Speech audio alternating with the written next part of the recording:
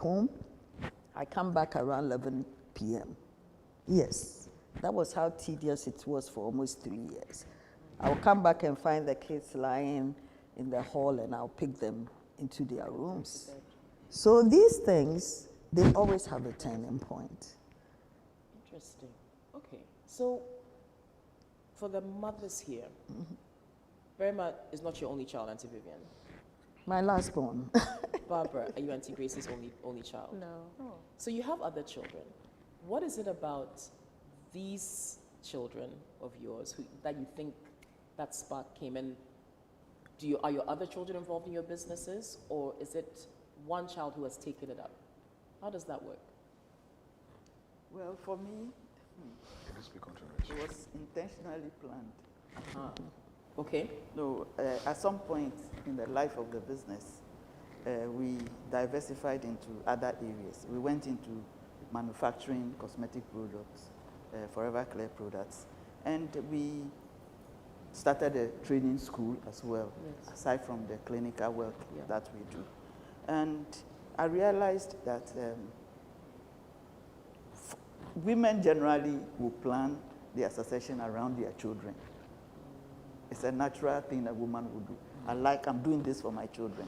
Okay. So you would want one of your children to take it up after you.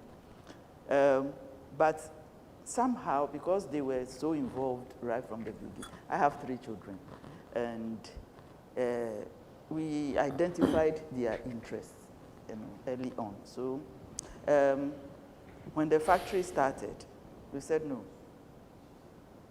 The guy should go, the boy should go to university abroad. He studied cosmetic and pharmaceutical science, and did so well, came back and just injected new ideas and new ways of manufacturing into the business.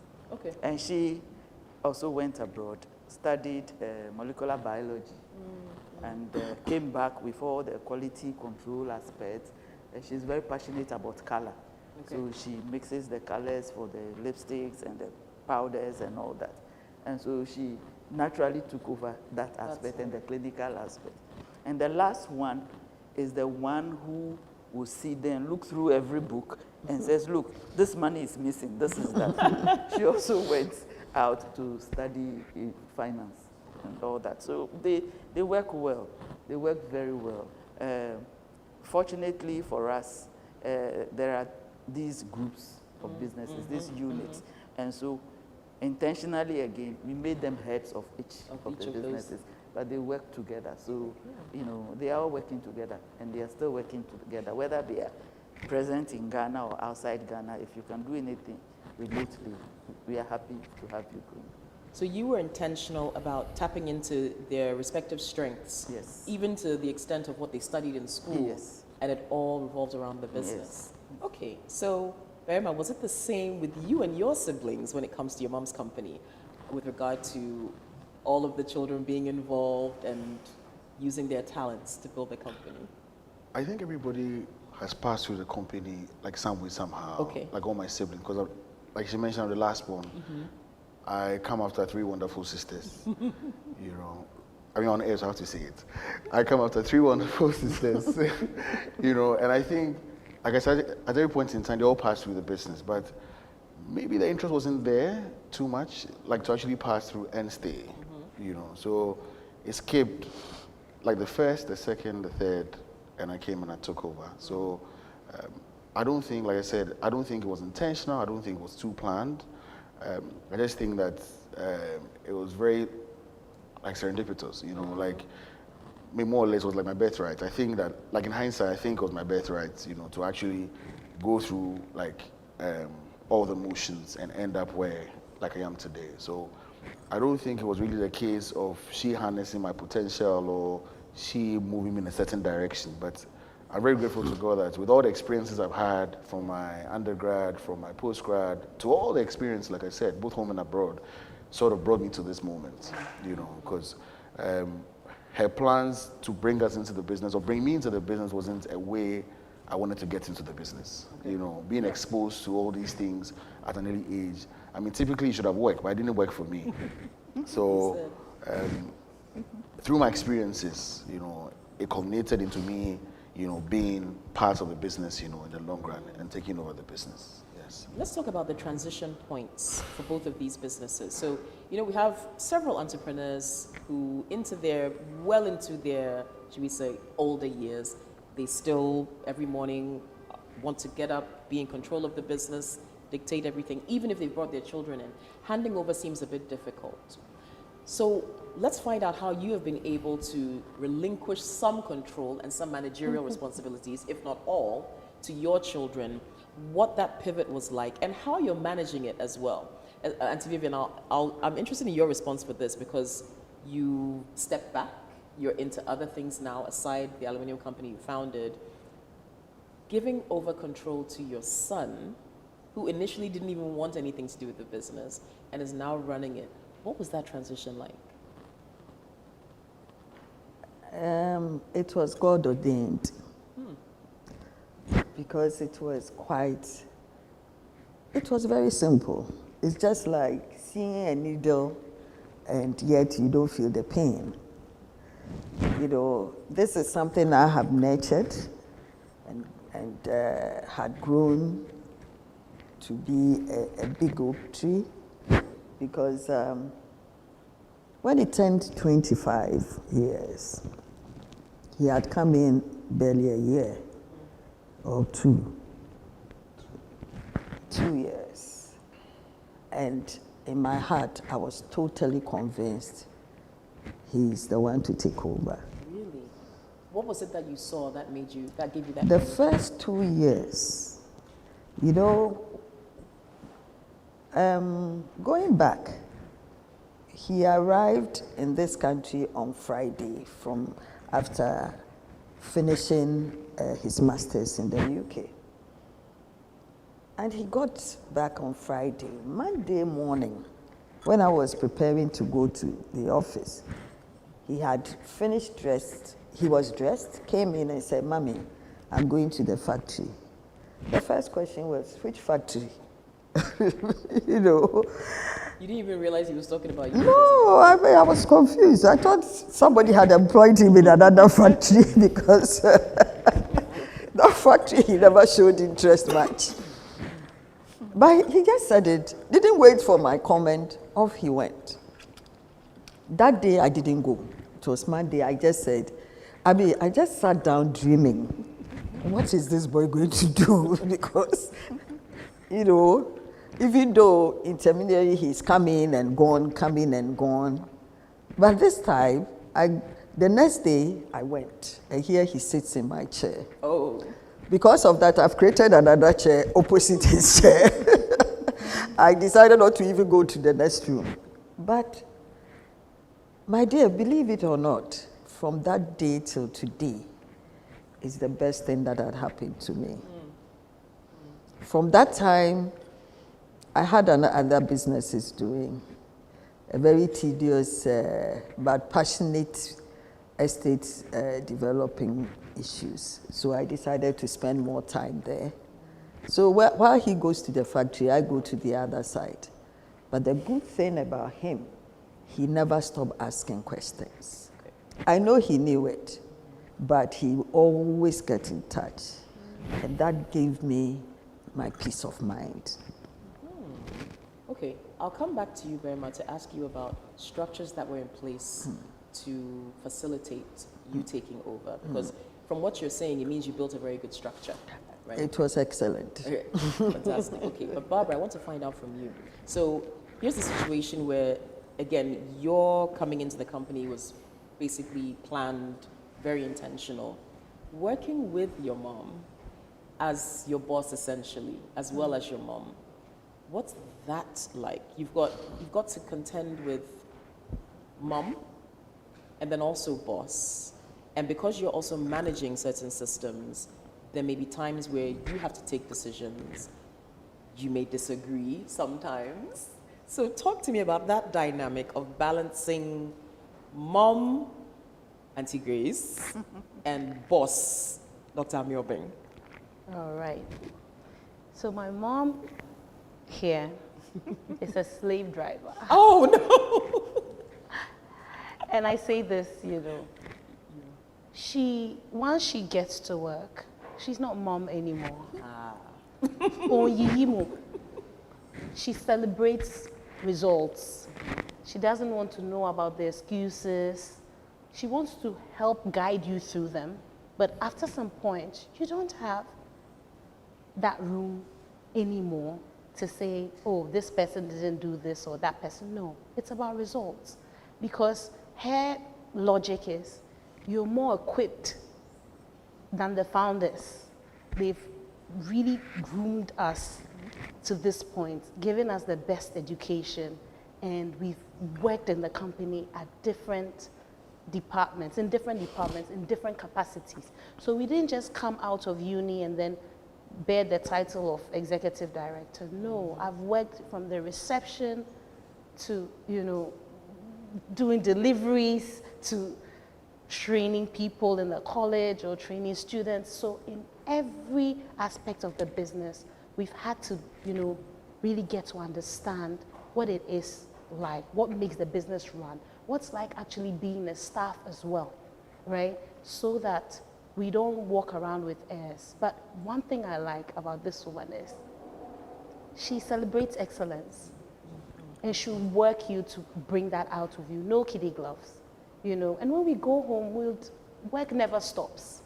So when we go home, we'll review, the day, and then she'll be mom. Then she'll be mom. After the work is done. After the work is done. There was a time, and working with your mom or your parents and even siblings, it humbles you in ways you don't know. Because the first, or the position does not really matter as much as what we're bringing to bear and the experience we have and how driven we are. So it's not just because my little sister is like the boss of all of us. Really? She's like the admin person. She's the one that she's the Margaret Thatcher in the group. I like that. And she'll crack her whip and make sure everyone, toes the right line. And so when it comes to our expertise, we respect what everyone is bringing to the table, and we're ready to learn from each other as well. I had an opportunity to work in a multinational. One of our arguments moved me out of the family business, and I was like, oh, you know what? Actually, I'm going to work with a multinational, and I'll get to learn so much more and come back. And I went away, and I was promised so many, training opportunities and stuff. And when I went for my probation assessment, they said to me, you're overqualified. You're equipped, you have all the skill set. So we want to give other people the opportunity to travel. And that was when I got it. Because I took everything prior to that moment for granted. I felt I was marking time and all of that. And when they said that to me, I was like, oh my goodness. They had instilled so much in me that I did not realize. So then I was like, thank you so much. I had the job offer, and I was like, I think I'm going to go back where I belong. And so that was my turning point. That was your turning point. Okay, now let's talk about the structure of these businesses. As I alluded to previously, the reason they've been able to thrive over these decades is because obviously there's something that's working well. So, Berma, I said I would come to you on structure. So coming in, taking over from your mom, what are some of the structural things and the core values and core principles that you noticed that have helped to sustain the business over decades and that you are continuing now? And we'll ask the rest of the panelists as well. So when it came to a structure, primarily, like I said, there was a lot of consistency. There was a lot of consistency Okay. in the way things were done. At Rose, we say that we are happy for customers to say our products are expensive than for them to say it's of poor quality. So we never compromise when it comes to quality. Okay. So the consistency, the integrity, the diligence, the grit and excellence that the business exudes, the values that the business is founded on. It was something that I came to inherit. So besides the fiscal structures, maybe the how like information moves around and whatnot. That was great, but it was these values that actually drove the business, because I feel like it was on that premise that all those things were founded. You know, so the structure I came to meet, the presence of prayer. You know, because on Fridays, for instance, at 3 p.m. we close the factory for a time of like a church service sort of. We pray every morning. Worship You know, and prayer. yes, of worship and prayer. We pray every morning from Monday to Friday. Like we say this proudly that, you know, like on the Spintex Road, from the Accra Mall probably all the way to let's say Coca-Cola, we're the only probably like indigenous factory still like remaining there. And I don't think that it's just purely based on the structures we have. You know, I feel like it goes beyond the structures to the presence of prayer. It's a God factor. It's a God factor inside that. So I feel like that's a structure I came to inherit. The structure was a God structure I came to inherit. You know, just keep him as your focus. You know, and like everything else will fall in line, basically. But yeah, there were structures. There was an like a hierarchy. You know, as to how like information, you know, move like from one place to another, who reported to who. We had a structure, obviously, in place that she had, you know, established before I came and I took over. Very nice. Barbara, the same question for you. For us, definitely there is a working organogram, and not necessarily family members have to fill the most senior roles. Right. So we employed as well people with the right skill set to manage different positions, and also governance. It's kept us in check. For her, she lives for reporting, she lives for strategy, she lives for business development, she lives for making impact. And it's by having, you know, different experts as well come into our business and ask us difficult questions that allow us to also think outside the box and ensure that the business is sustainable. Auntie Grace and Auntie Vivian, women entrepreneurs, successful women entrepreneurs, decades of doing this. You've seen society change quite a bit, or maybe it hasn't. Maybe you'll tell us things may change, but things are still the same. The challenges that you've seen over the years, I'm sure when it comes to gender issues or being intimidated by men, seeking funding, etc., what can you tell us about when you started your businesses, some of the challenges you faced, and what it is like today as women entrepreneurs? Do you think much has changed? Well, I'll say 50-50. A lot has changed externally and internally. Internally, women are struggling to find their feet in the home as entrepreneurs and as you know, mothers and wives. And so that is a constant struggle. They're afraid to succeed, and they think they have to do the small things to please their family, you know. So that is a constant struggle, and it is cultural, you know. Somehow we are afraid to step up and take advantage of the opportunities that are around us. And so we are even afraid to access funding that will help our businesses, because you may not get the support that you need from home. And so you just do small things. Oh, let me just start something small and hope to grow. That is changing. A lot of corporate doors have opened for women. Media has given women the voice to speak. In the past, it was difficult. It was difficult, but we were comfortable in what we were doing. Because in our time, in the 70s and 80s, there were not, apart from women being largely in the markets, controlling that space, there were a few people who were bold enough, like her, to take up big businesses, you know, and find, especially in the manufacturing space, you're actually fighting with men for the same resources. And everybody wonders how you, the woman, are going to keep up. How are you going to keep up? You know, the men always bulldoze their way. But now, it's about capacity, ability. We've all been educated. We all know what is out there. You know the patient funds. You know the kind ones. You know how to go for venture capital.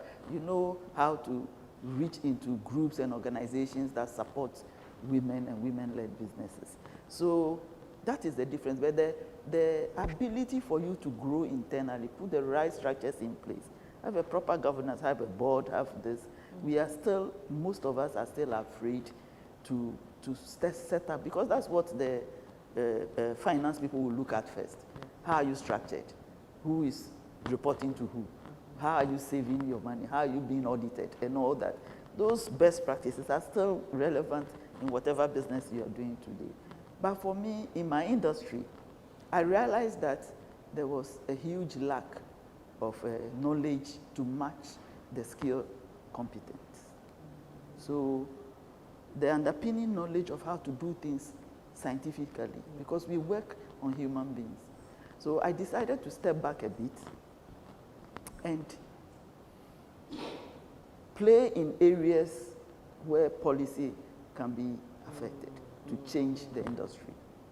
And so you find me sitting on boards and committees, you know, trying to Ghana Standards Authority, Technical Committee on Cosmetics and all that. I did that for over 10 years. I created a lot of women groups to actually, you know, just mentor and impact them on how to do things properly and grow from a startup stage and scale up. You know, I'm working with, you know, Commission on Technical Vocational. I've been there for several years, trying to change policies around the women businesses, especially the beauty business. So I chair now the sector skill body for beauty and wellness, where we have developed standards and curricula for people in the industry, largely informal, from national proficiency to the doctorate level. So that is where my passion is now. I've left the hard lifting for them, but I'm seeing that I'm bringing my experience to bear. So people, women, largely because, again, the industry is run by women. So they can grow, see the opportunities, do the necessary training, and add value to what natural skills they have. Fantastic. Auntie Vivian, you want the same question as well? What's the question again? Sorry. Excuse me. We've all forgotten the question. No, but we're talking about being a woman. And it's a big joke. Because you see, I'm a little nervous because mine is typically based on men, you know. Yes. And unfortunately, the skills, you know, machine operators, they break down in polishing and spinning, different sections. But to be honest with you, it's men-based business. And I remember years ago when we had to be doing molding of what we use. And we were doing it, about three companies were using the same engineer. And somebody entered, I don't want to mention names, they entered and they saw me sitting there trying to direct the shape of what I wanted. And after I've left, they told the engineer, oh, even we three men are struggling. What is this small girl doing here? You know, that time I was in my 30s. I started when I was 34. So they wondered, is it not a joke? When we don't even know what we are doing, then she says she can do it. But the time they moved, maybe that will betray us. So later I set up on Spintex Wood, and it was a shock to them. As usual, people come in and say, where is the boss here? And then I will say, you talk to me. I'll tell the boss what you want. And one man got flared up with me and said, I want to see your boss, and you are saying I should speak with you. I said, you speak through me before you see my boss. So please, sir, get yourself comfortable. The guy got angry, walked out, And the secretary said, she's the boss. Go back to her. So later my PA said, oh, how can it be? He was just wondering, is that, those days, your mommy, I will flare up in my little styles. And then I didn't look like somebody who was doing the manufacturing, but that was me. So this man came in, and after about a year, he was on, on a discussion and said he went to a factory and saw this young lady there and all. And he was a lecturer as well. Oh. And went back and told them that, look, when he was doing surveying on the Spintex Road and in the industrial area, she couldn't find the people he had trained from the university. But here was this young girl doing all the things. Because that time, structures were not properly laid, in the sense that I was running every section myself. I would even repair machines. So he came in and he said, where is your engineer? I said, speak to me. Where is your dad? I say, it's me. And where is your dad? Oh, sir, you know. And this man couldn't understand. But in the long run, he got all the answers he wanted from me. So, it can be challenging. Even our workers, the young boys, come in and think that you're a woman. So, it's like, what do you know? Meanwhile, they come and I teach them. So on and on, they realize that if we like it or not, this is our boss. Or I don't like the word boss, but this is our head. And that made it comfortable. But even up till now, sometimes you go somewhere and you say that, I'm the one at Rose Aluminium. Then they will start wondering, is she the final person we can see? But thank God that with time it's changed. So it is well. It is indeed well. We have to take another break. The time is going so quickly, and the discussion is riveting, right? But we're talking about family business. Now, just a reminder, send in your questions. Please do send them in. We will take those questions. The panelists are here to answer your questions. And also, we'll have those questions we will ask you so that you can potentially win something from MTN. So get your fingers ready to type. All right, so this is our discussion on family business, and we're learning so much from our panelists here about how they have done it. People who have founded businesses, and now the next generation, their children, are running those businesses, and the businesses are thriving. And in fact, even going beyond probably what their mothers dreamed of. So we'll find out from Bema and Barbara what new things they have brought on board to expand the businesses. And then, as I said, we'll take your questions as well. So don't go anywhere, stick with us. This is the MTN SME Accelerate webinar. When we connect, everything is possible. Whatever seems unreachable becomes even closer. Building partnerships. Redefining the norms. Because when we connect, being there becomes possible. And new ideas come to life. Stay ahead and stay connected with MTN Business Broadband. Superior internet solutions that drive your dreams. Sign up today on broadband.mtn.com.gh or call or WhatsApp 0244 308 111. Good business means seeing the possibilities and maximizing opportunities. Making sure you have a responsive support system backs your business goals. A partner that gives you a stable platform with reliable connectivity and seamless solutions, and better understands the tools required to take you to the next level. With so many moving parts in running a business, we do our best to provide you with some stability. The only kind of stability you can find with MTN Business Broadband, the fastest and most reliable internet provider in Ghana, making sure you stay ahead and stay connected because we understand what makes your business tick. Sign up today on broadband.mtn.com.gh or call or WhatsApp 0244 308 111. MTN.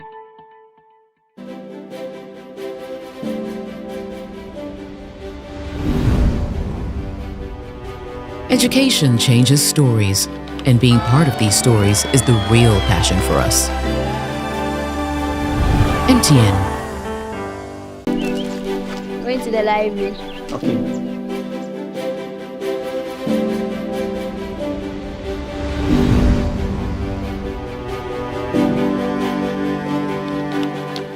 I'm going for my graduation. Go well.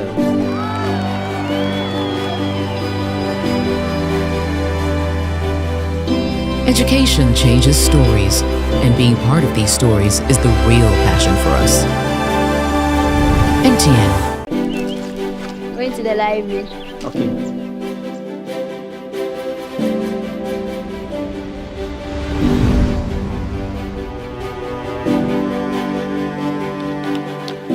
I'm going for my graduation. Go well.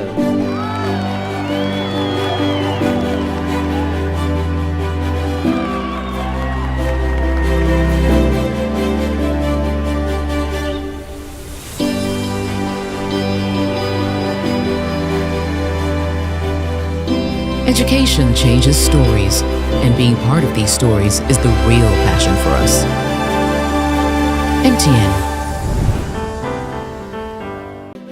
Welcome back to the MTN SME Accelerate webinar on family business. We've been having a great discussion with our panelists this morning, so we'll continue that. We'll ask some questions. We'll take some questions from you, and we'll remind you about a couple of things. So first and foremost, the MTN Business Eye. Now, for those of you who are concerned about the security of your business, this is for you. Pay close attention. If you're a business owner, you want to keep an eye on your business operations, whether it's a restaurant, an office space, a warehouse, wherever you are, you can keep an eye on everything. MTN Business Eye is here for you 24/7. Anytime. It's a smart surveillance solution. It gives you total visibility and control. It's powered by Wi-Fi, SIM connectivity, cloud storage, and solar energy. Your security never sleeps, even when the lights go out. So you get 24/7 monitoring, real-time alerts, two-way audio, and reliable backup system, all at an affordable rate. Dial 5060 hash. So it's 5060 hash. All right, just dial that short code.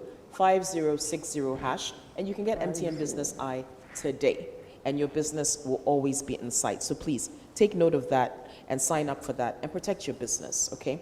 Now, for those of you who are women, like our two founders today, there's a special package that MTN Business has for you. Have you heard about Ejumapa? Pay close attention. The Ejumapa Combo Bundle. It is available on star 5060 hash. Again, there's that short code, star 5060 hash. You get WhatsApp, Facebook, Instagram, WeChat, and X in one nice bundle.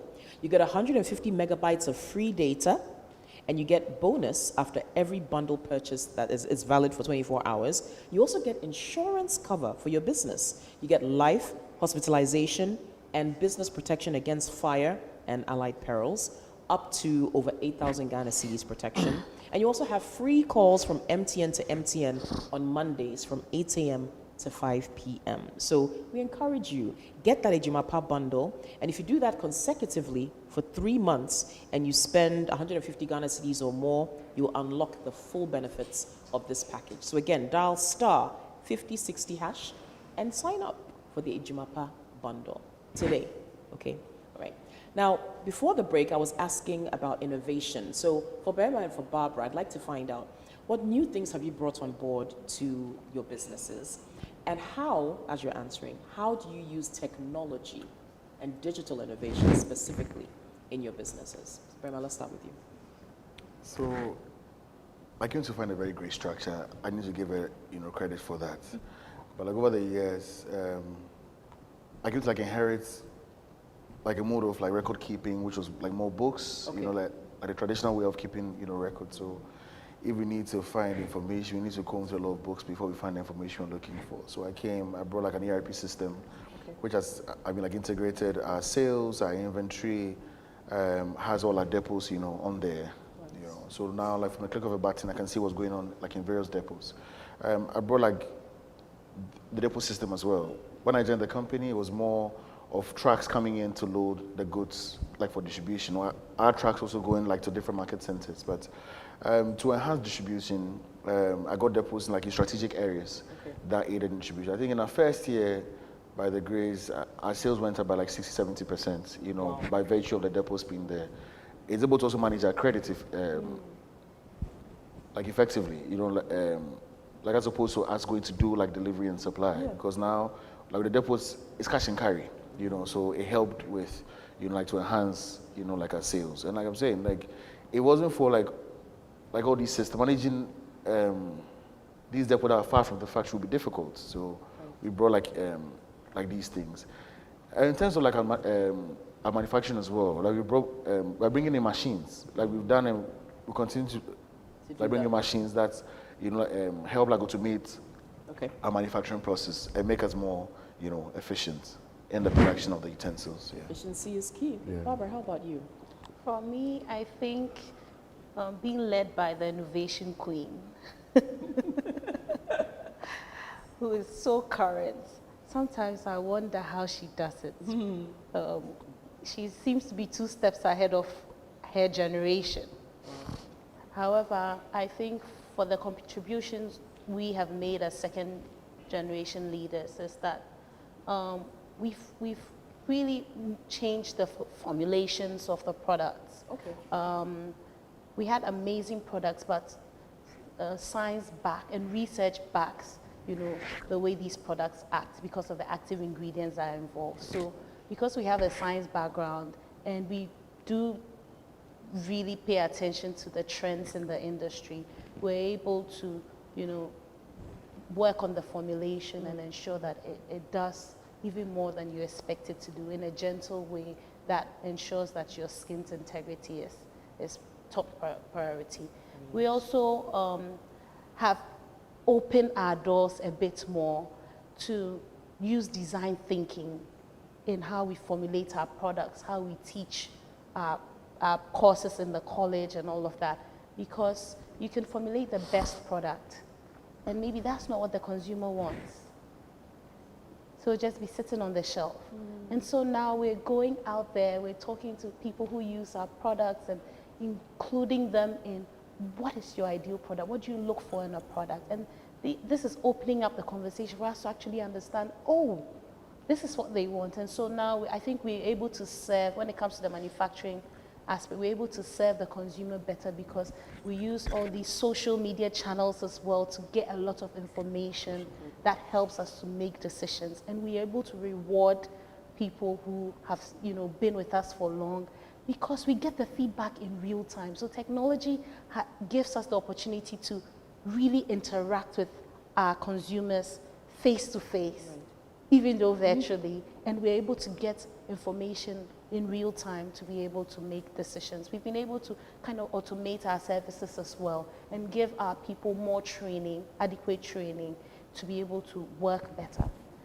When it comes to the college, COVID hit and we couldn't do face-to-face. Right. And so quickly we had to include virtual training sessions. And so these are few innovations that we've put in place to ensure that the business still stands firm. Still right. Okay.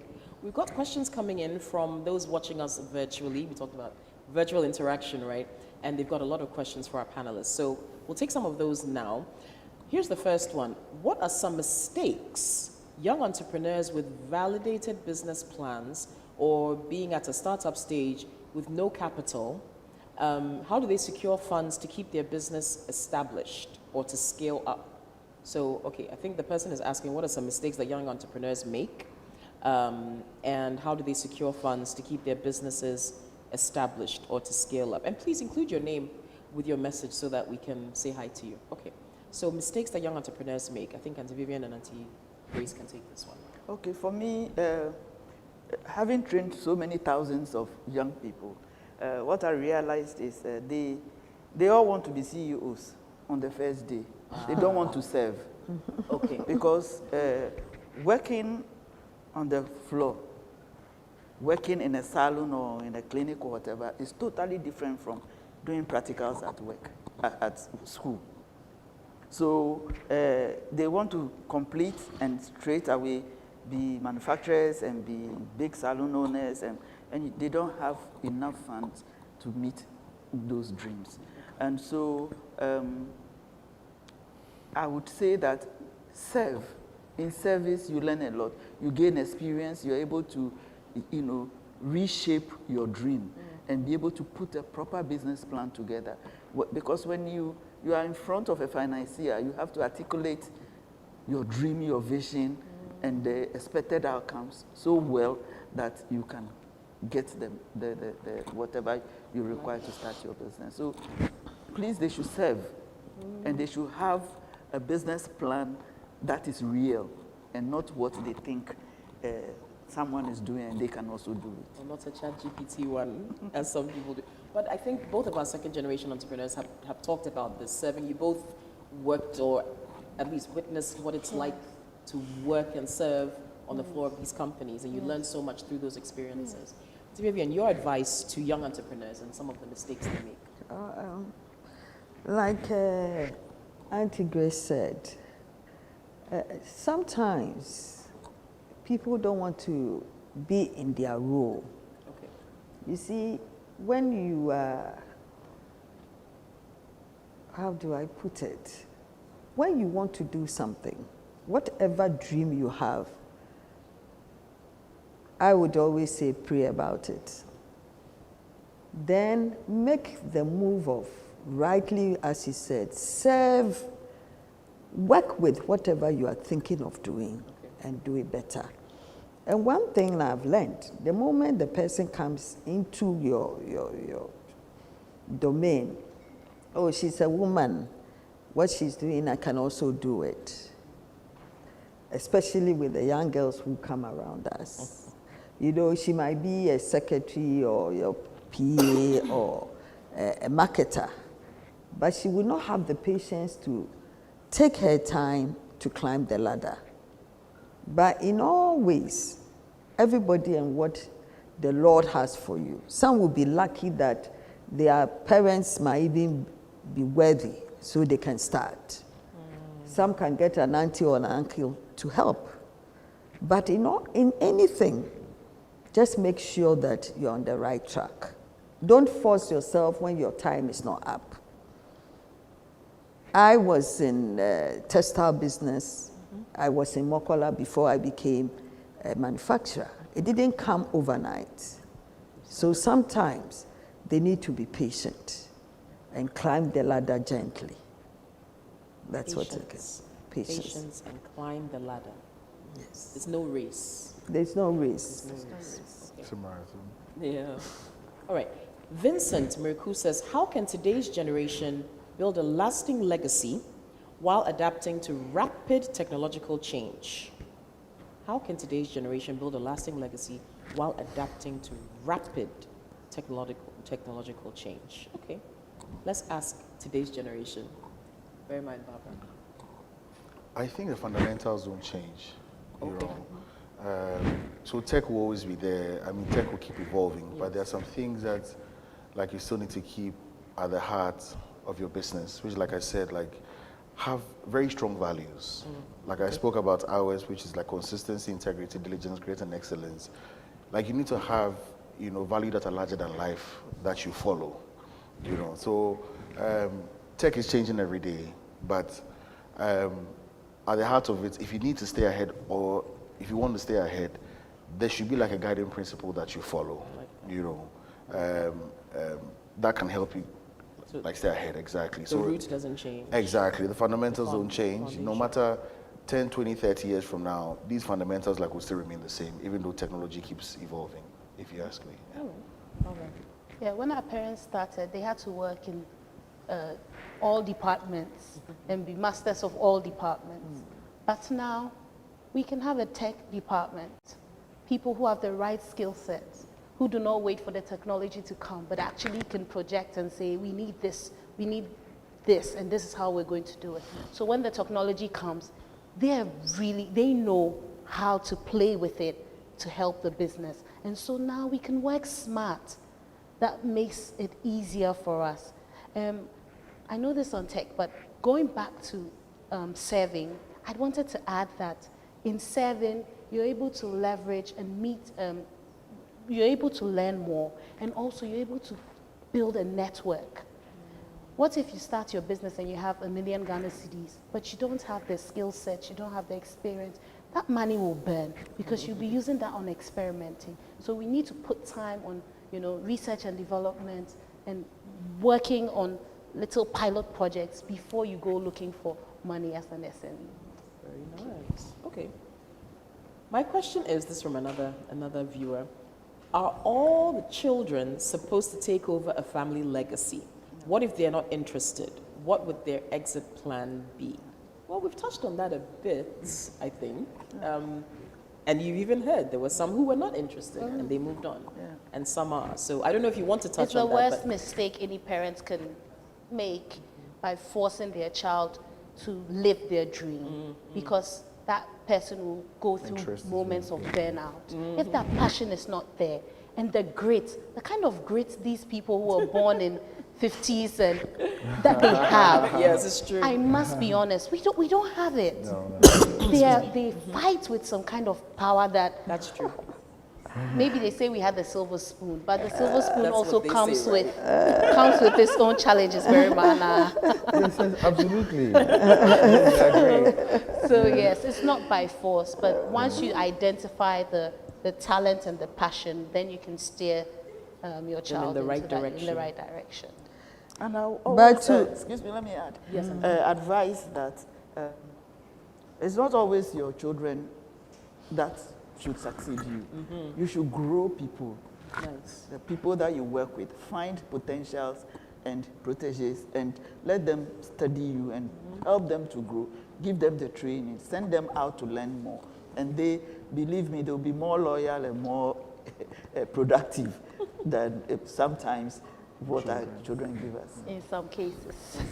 Someone has and actually if I sent in should, and if I should add up, just like she said, there's somebody who's worked with me for 30 years, and there's nothing he doesn't know in the factory. And believe it or not, he's even disability, deaf and dumb. A PWD, yes. Yes, but I mean, he's a backbone of the business. If, let's say, for instance, I didn't have any child to take over, he could have done it for me easily. And he's still part of the business in a ground style. Oh, nice. Head Yes. of production. I like that. He's not the production, he's actually the production manager. Yes. Doesn't necessarily have to be your children, but they can still be a succession plan. Yeah. Someone sent a related question saying that this issue of getting children interested in your business is difficult and it's a challenge in this era of the Gen Zs and Gen Alphas. Do you think people are being unfair to Gen Zs and Gen Alphas, as we call them, or do you think truly there's a big generational gap and it's quite difficult or challenging sometimes getting them on board with some of these business structures? Listen. I feel like the founders need to step back at a point. Okay. Because there's definitely a gap when it comes to the different generations, and you need to actually trust the children because look, you invested in the education, in their experiences, so there should be that trust, for them. Because I said, took a very huge gamble on me. I took over at 23, 23, yes. Took over a company that was as old as myself at that point in time, and everybody discredited me, her bankers, her customers, everybody but at that point in time, she stepped back and took the chance for me to actually put my education like to use. So if you need like a kid to actually step in and do well, there should be that freedom to operate. Do you get what I'm saying? Not be in the background, always micromanaging, because then of what use is my education? You know, of what use is my education? So she took a very big chance of me because like her baby she had grown for 20 plus years, just hands it over and steps away for you to actually do the work, which I mean, I feel like by the grace of God, I've actually impressed her over there. You know, 8 years you've been running the company. You said. by the grace, yes. Wow. Yes, yes. Do you agree, Barbara? Well, I've seen different generations. I've seen those who work with my parents. And now we're to talk about the Gen Zs and the Gen Alphas. We have a real challenge because you're dealing with people who haven't really had what we had, playing with people, learning teamwork. Their best friend is on the laptop or a gadget. And so certain fundamental Like human relations they don't have. And it's easy for them to just walk out without considering what it means or how it affects the business, picture, the bigger picture. I think, not to pass judgment, but we've raised a very selfish generation where it's about me first. So when they come into the business, most of them is like, what's in it for me? Okay. Right? And as soon as they get a little information, they're like, oh, I can do this better. I can just automate this. I can do this. I can group with a few friends, and we have the necessary funding. We're out of here, right? And they are not patient enough to go through the mill, right? But I feel like the Gen Zs and the Gen Alphas, we've said this, and I can't belabor the point, but service. Technology can do so much, but I will pick someone who has the right character over someone who has the right skill. Exactly. Exactly. That's right. Character over skill. Absolutely. That's profound. Because a lot of people are, we spend money trying to get skills or a piece of paper that says we have a skill, but you value character more. Yeah, exactly. Hope we're listening. Okay, so Ray Brown says, we often hear success stories, but failure teaches us a lot more. Can you share a failure that shaped you and what you want young entrepreneurs to learn from this? Okay, let's start from the other side. So Barbara, then we'll come through to Auntie Grace, Auntie Vivian, and then Verma. Just September, I had to close down one of my businesses. Wow. And it's not all success stories, but even having the grace and knowing that I have to stop this and channel my energy and my resources to other things. Because businesses, when you make the business part of you, as women, when we start businesses, they are like our little babies, right? But the truth of the matter is, as a mother, as a wife, as a career woman, there are a lot of balls you need to juggle. And so when the business is not serving you or you're not able to deliver on the promise that you started the business with, it's time to either sell it off or take a step back and give someone who has the right skill sets or the passion at the time to be able to run. So businesses do fail, but we don't celebrate failure in Ghana. But I think that there are valuable lessons to be learned that really gives you that experience, that gives you that tough skin to be able to think more and deeper before you set out to start another business. So let's not be too shy to say that I failed at this, but this is what I learned, and that's what's important. Beautiful. Auntie Grace. Well, for me, my first statement to every class that I start is, at the end of it, tell me where I have failed. Tell me the negatives. The good things I know already. It will help me and you to correct it better. So tell me about the failures. I'm not afraid to fail. It strengthens me. And when you say no to me, that is yes. That is yes, you can do it. So it's the way we accept or embrace failure. It can be positive or negative. It's how you choose to internalize it. So when you failed at something, it means there's just a point or two missing. Go back, learn from it, find that thing, and make it better, because you would have done maybe 60% of the work already. Why throw it away and go start afresh and make mistakes? Because nothing is 100%, ever 100%.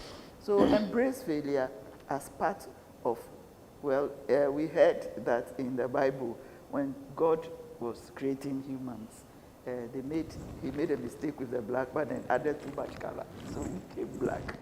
You know, so even if that's... Is that a joke? It's a joke. That is a joke. Even if that is... happened. And we're the first human. We have the power DNA.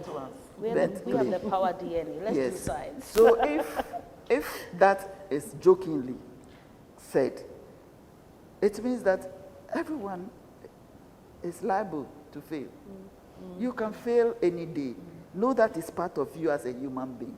And you can only make things better when you embrace that failure and not see it as a negative, you know, Thank you. Vivian. Oh, yeah. To add up to God adding more color, I will say that in Genesis 6:6, God even regretted making man. And for that matter, there's always regrets and failure. God might have failed doing making man, you know. But at the same time, failure is no, saying no to something. Something had failed. And no, we take it as new opportunities. So the moment there's failure, look ahead. That's my stronghold, that the 3 P's of my life, prayer, passion, and perseverance, holds me on, apart from the other core values that we have. But you know, I failed seriously after 10 years of our business. I ran down from 107 workers to 5 workers. Yes, that was a serious turning point. For 3 years, I'll always go to my office well-dressed, new, yet there was nothing to do. I mean, it's a whole story. I failed. Why I failed, I can't even be sure, but I didn't give up. Just like Auntie Grace said, it was prayer. I was eating prayer in my office, listening to different preachers. I mean, God touched the heart of Dr. Otabel. I was always listening to his sermons on, you know, he used to teach a lot on business, talk about a lot of business. So I even sponsored Radio Gold because that brought me back. It brought me back. It helped me to recover and started the business again after 3 years when I had almost given up. But you see, God has his plan. That is why we shouldn't give up. During that time, I started selling, importing household items to sell. Little did I know that I was even going to get into real estate. Yes. So, you see, the transition into real estate became quite simple for me in the sense that even though failure was at a point, it lifted me to another dimension. So what do you say, look at failure for? It's the step to move on to the next level. So never give up. Keep praying, be passionate about what you're doing, and be persistent. Persevere, and you always get through. As for ups and downs, it's normal. So don't give up, even though failure will always knock at your door. But that will help you know where you are right and where you are wrong. Beautifully said. Okay, so, well, me, I think that fortunately, over the years, I've had very little or very few failure because of, like, the teacher I had, or I have. You know, she gives a lot of, like, advice, counsel, guidance, and ask a lot of questions, you know. Even though probably I got, like, the best of education, when it comes to the groundwork, the street work, I can't beat her experience any day. I tell people that she's answered questions for me in her sleep, something that I've struggled and I want to solve on my own for, like, let's say a week. I call her and she's asleep and she just tells me, do X, Y, Z, and I'm like, she's sleeping. So how do I pick a phone, call her, and she gives me something that I'm racking my brain? I can't beat the experience. So by virtue of that, I've made very little mistake. But what I'll call a failure, it's very interesting, very controversial, but I think I failed in my relationship with my staff, in the sense that when I took over, coming from the UK, having experience in the UK, saw how, management related with employees. We go to the ground, we interact with workers. So when I took over, I told her that, look, I want to bring that style here, have one-on-one interactions, flow with the manufacturing bit and whatnot. But one of the biggest mistakes that I made, to be very honest with you, because you see, I did a lot of things, from taking them on field trips to having games every now and then. But it was a very, very... Barbara's shaking that she's like... Very, very terrible mistake, because you see, it's not appreciated, one, and two, I feel like I said, very controversial. It makes you sort of vulnerable to them, They hurt you when they know that you care about them, Because I realized that mostly the foreigners, they maintain a certain interesting relationship, not too, a very negative relationship. And how people stay for a very long time, But when you come and you sponsor so many things concerning their lives, their rent, their kids' school fees and whatnot, they throw back in your face, because she advised me that this thing that you're going to do, be careful. And I said, oh no, I came from a place where my boss and I used to have lunch and whatnot, so I want to bring that culture here, but it was a failure. So you see, over the years, I've gotten my fingers bent. I tell people that, look, workers are giving me more broken hands than any woman has. Workers are breaking my heart more than any woman has. I tell people all the time, and I kept trying, is it something I'm doing wrong? And as you get involved in their personal business and they keep throwing it back in your face, it makes you doubt the kind of leader you are. Yes. So over the years, over the last probably 5-6 years, up until a year or two ago, I said no more. So I brought a lot of people into the company as intermediaries. Those who left, and I didn't care. Now, I don't even know who is there, who is left. I check my production numbers. Once my production is looking good, my customers are getting their products. That's all I like. And you see, it's changed who I am. Personal. I don't know if I'm allowed to say this on air, but you come to me with personal family problem, that is your problem. It's not my problem anymore. You understand? If because of that you leave, then you can go. You see, countries are thriving because they keep that, I don't know how they keep that distance, you don't tell the wise man that my rent is due. Okay, it's not my problem. Then if you can sleep outside and come to work, that is on you. That is your problem. You take a loan. I'll take a loan because I'm working with a loan in my business. So go and take a loan too. Yeah. So I really failed in building a relationship with them, thinking that is going to foster some, camaraderie. And I'm not going to list what I did for them over the period. I don't think it's necessary, but I've learned, and it's helped my business, because certain things that happened over the years, if I didn't, maintain this distance, by now I would have left the business. This is such an interesting perspective. I feel like we could do a whole webinar on employee relations alone for SMEs. Yeah. So MTN, hint, next season, maybe we can do this as a whole topic. But yeah, that's a very profound submission you just made there. And it looked like all of the panelists agreed. We agreed. Really agreed. So yeah, we'll have to do a session on this itself. Okay. So there is an opinion, here's a question, that Ghanaian businesses do not do well with customer service. What has Rose Aluminium and FC done differently to serve their customers over the years? There's this perception that customer service in Ghanaian businesses is poor. It's terrible, it's awful.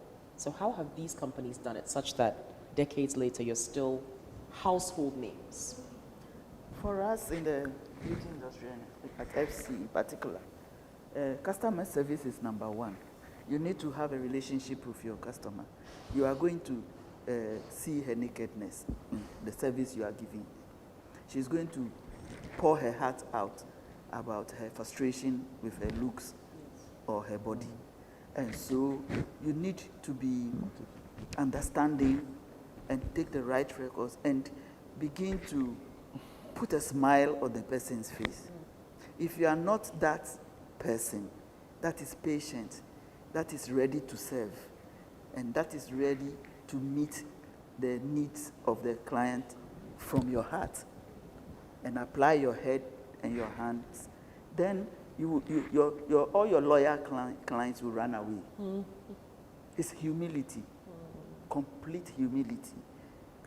Even Jesus himself was an example of a humble man, getting down to wash their feet, do pedicure for somebody. You understand? So again, it's about the service. It's about loving what you do. Don't judge the person in front of you, whether the person is poor or rich. Should not change the quality of service you offer. So in the beauty industry, especially the service aspect, if you don't apply or understand customer service as the most critical of the skills, then you'll be out of business. Business. Simple. Yeah. You can answer. Yes. Okay. So, like Auntie Grace said, we don't compromise when it comes to like customer service. Well, now, I feel like at a point in time we did take like customers for granted. We got very comfortable, you know, with the sales coming in and whatnot. So I think at our 25th anniversary, we organized like a float, you know, around like different parts of the country, just like reintroduce ourselves to the customers. And we lost a lot of customers. And it was mostly about the fact that, you see, our customer base is very sensitive. They're mostly like market women who have very little like, educational background. So they're usually very sensitive when they come around you. They're very rich women, no doubt, but I mean, they're little disrespectful. They feel like they're being undermined. They're very sensitive people, you know. So they complain about how, like, it comes to the factory to come and do like make a purchase, and our sales ladies were blowing them off and whatnot, you know. If they come and like they even greet you and you don't even respond, it's a problem. It's a problem for them. So we're taking them through training, and I tell people that, look, if a customer is buying something worth 10 cedis or like 100,000 cedis, the respect must be the same, because there are people that have come to buy just one item, or you come to make inquiries and have gone and brought like people who have made amazing sales, you know. We don't compromise. When there's an issue with customer service and you are liable, you can be fired. Because I let you know that, look, there's no point producing and all these things are staying in a warehouse, you know, and you guys are like the last point of call for these things to leave the premises. So we don't take it for granted. I agree that they can be very difficult, they can push you. But like the person rightly said, I feel like customer service across board in the country is really poor. Generally, I won't even pretend that probably like we're perfect. If I had, you know, somebody complain about my stuff, I won't doubt it, because I feel like it's a pandemic that we need to really take seriously, you know. But as far as like Rose is concerned, and as much as like Grace will allow me, I make sure that my people have that UK training every now and then to make sure that they're giving up their very best service. Yes. Before we wrap up our conversation, I'm going to tell you what the questions are for today, for you to have your wow moment with MTN and to possibly win a nice gadget. Now, something tells me that a phone might be given away to a lucky winner. So if you want to be a big winner, then pay close attention. You need to answer these questions. Now, you know how we do this. The team is going to check our social media platforms and see who answers the question first and who answers it correctly. So if you're the first person to answer it correctly, then you could be a big winner. So here we go. What are the additional benefits that come with the MTN Ejumapa bundle? And what does the Yellow Biz package come with? I'll say it again. What are the additional benefits that come with the MTN Ejumapa bundle? And what does the Yellow Biz package come with? If you answer these correctly and you're the first person to do that, you could be a big winner, and the team will contact you after that. Now, for those of you who sent in your questions and who have been engaging us, again, our team is going to check you out on social media, and you could win some data, okay? So thank you for taking part in our webinar, and again, congratulations to those who could be prize winners today. You're either going to win some 10 gig bundles, or you could win a phone if you're that big winner. And I'll remind you of a couple of things before we go as well. The Ejumapa package is the combo bundle for our women entrepreneurs. Dial *5060#, and there's a lot that comes with that. So in order for me not to influence the answer to the question, I'll just give you the short code, *5060#, and you can find out more about the Ejimapa bundle. And of course, our MTN Business iPackage, for those of you who want to keep your businesses secure, whether it's your restaurant, your office, or your warehouse, again, dial 5060 hash. That's 5060 hash. Get all the information you need, and you can monitor your business 24/7. But before we go, we'll take parting words from our panelists who have been amazing today. I feel like we need a part 2 of this. And it's very simple. So for our second generation entrepreneurs, just a few words to wrap up what you would say to young entrepreneurs who are looking at their parents and their parents' businesses and wondering whether or not it's something they should get involved in. And for our pioneers and our founders, what would you say to parents who are reluctant to give their children that chance, that opportunity to succeed them? So let's go from Barbara and we'll work our way down. Okay, if I could do it all over again, I'll say to my younger self, probably to work outside the family business first For a while. for a few years before coming into the business. And also not to be so quick to judge the founders, our parents. Sometimes we come with all these wild ideas when you're fresh from uni, especially if you traveled a bit. You come with a lot of wild ideas, and you just have to be humble enough to ride on the back of experience that our parents started the business with, and the knowledge that they have is amazing. People come from outside and they sit with our parents for just a few minutes, and they have light bulbs lighting up, and they have great business ideas that transform their lives. And so if you're thinking about joining your parents, please go humble and be like a sponge to soak so much. Then you can mix your ideas with what you've learned from them, and the sky is the limit. Lovely. Okay. That's great. Okay, for parents, they should be patient with their children. Try and identify the talent of your child. Right from age 1, you will know the things the child plays with, and guide the child towards that. If it's for the child to be in your business, you will know. If it's not, don't force him. You only break the child. Don't be patient, and let your experience shine. And whatever your child is interested in, get a mentor for them. Okay. Let them be mentored into developing and realizing themselves. Okay. Don't force them. Don't force your parents. If you must, you are there. You are there forever for them. As long as you are alive, you are there for your children. If you can guide them back into an aspect of the business that they show interest in, fine. Otherwise, help them to find themselves. Thank you. If you don't create a succession, death awaits all of us.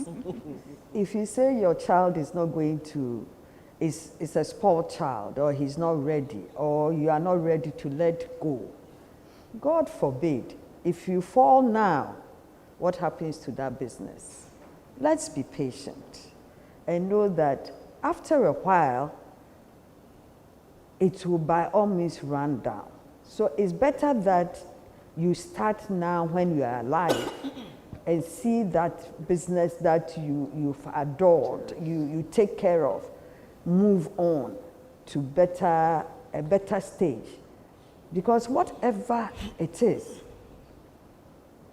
if you are not in business by 60, if you are not an entrepreneur, by 60, 62, you're on pension. So definitely, you should know that at a certain age, you are also on pension, and that somebody must carry on. Let's be patient with our children. Try, as Auntie Grace said, I have 4 children. The first 3 girls, they know everything about the business. The interesting thing is, anybody can take care of the business, but their interest is not paramount. And they are all doing well in their various disciplines. That's fine. But at any point in time, interestingly, when Berryman travels or he's out of town, and the older sister takes over, or the second one will come and handle something, or, so in totality, they are all involved some way, somehow. But then it's because I have learned to be silent. Something people thought I could never do, but I've done it because we all have eternity to look at. So I better start enjoying my peace now while I go into eternity. Heaven is at last, so we are still on. We will not take the business with us. We made it for our children, so we will leave it for them to take care of. And if you allow it now, you will sleep better in your grave. Yeah. Thank you. Thank you.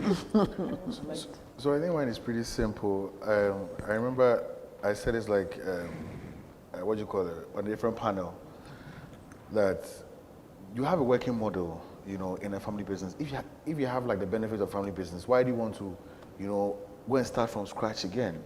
There's a business that has gone through different paradigms, has seen ups and downs. Like my mom was saying, about 20 years ago, we went to our lowest. You've come back. Why do you want to start from scratch? And I say that this business has paid all the bills. You know, growing up, has paid for education, has given us the best that life could offer. So there's something in there in the business. I don't see why, you know, and I feel like, yes, founders must actually, like I'm saying, like align the children's plans, you know, their future plans, like to the business. Because, like when I did my master's, like for instance, my course mates were Indian. The only thing you know is the family business. Yeah. You don't, it's not as if I'm going to start. No. And you see, the family businesses build like legacies and dynasties. You know, so it shouldn't necessarily be the case that you know something else. Like, all you know, whatever it is, whether it's a service or it's a product, your mind is tuned to the business. So I feel like they need to be more intentional about bringing the kids on board very early, you know, so that like when the time comes, you can go inside seamlessly. But for like kids who have like businesses in their family, it's a working model. It's worked over the years. It's much easier, I feel like, to carry like the business forward than to go through like the startup. Maybe I'm lazy, but it's yours. At yeah, the end of the day. Exactly. It belongs So to you see, going through a startup with all the mistakes, work this model and take it to the next level. For your family and for your family's legacy. Exactly. Cannot thank you enough. This conversation has been so insightful, so memorable as well, and there's so many nuggets to take away, and I'm sure that those who have joined us virtually would agree that this has been a great way for us to wrap up our MTN SME Accelerate webinar series 2025. Thank you so much for coming to speak to us about family businesses. So thank you to Barbara, thank you to Auntie Grace, Auntie Vivian, and to Verima for spending time with us this morning. Congratulations to our lucky winners. You'll be contacted if you're the ones who have won either the gigabytes of data or perhaps a nice gadget from MTN. And thank you for tuning in to our webinar. And we hope that you have learned a lot, as I know I have, and very much looking forward to doing this again soon, hopefully. So please enjoy the rest of your day. And have a good business day as well, if you're in the business realm. My name is Kokwi Salome. It's been a pleasure moderating this discussion, and we'll see you soon. MTN is everywhere you go.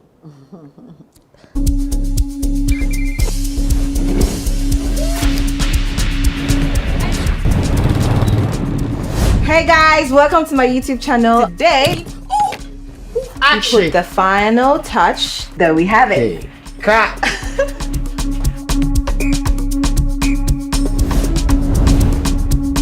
Don't forget to like, comment, share, and subscribe. Take 5 minutes, guys.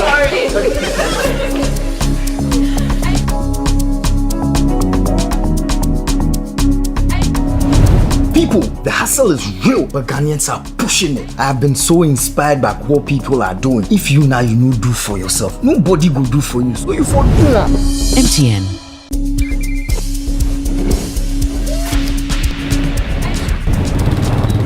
I put the final touch. There we have it. Hey, cut.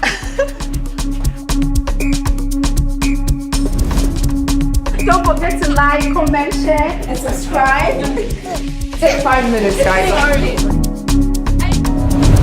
People, the hustle is real, but Ghanaians are pushing it. I have been so inspired by what people are doing. If you now you know do for yourself, nobody will do for you. So you for do that. Hey guys, welcome to my YouTube channel. Today, actually the final touch that we have it.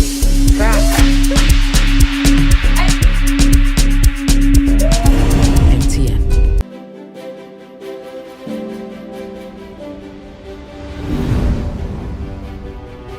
Education changes stories, and being part of these stories is the real passion for us. MTN. Going to the library. Okay.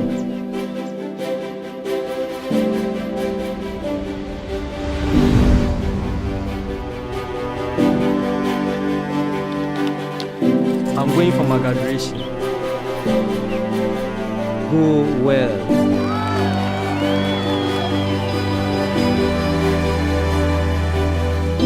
Education changes stories, and being part of these stories is the real passion for us. Good business means seeing the possibilities and maximizing opportunities. Making sure you have a responsive support system. Backs your business goals.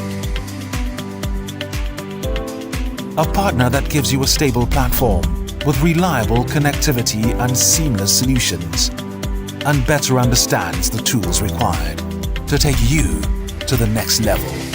With so many moving parts in running a business, we do our best to provide you with some stability, the only kind of stability you can find with MTN Business Broadband, the fastest and most reliable internet provider in Ghana, making sure you stay ahead and stay connected, because we understand what makes your business tick. Sign up today on broadband.mtn.com.gh or call or WhatsApp 0244 308 111. MTN.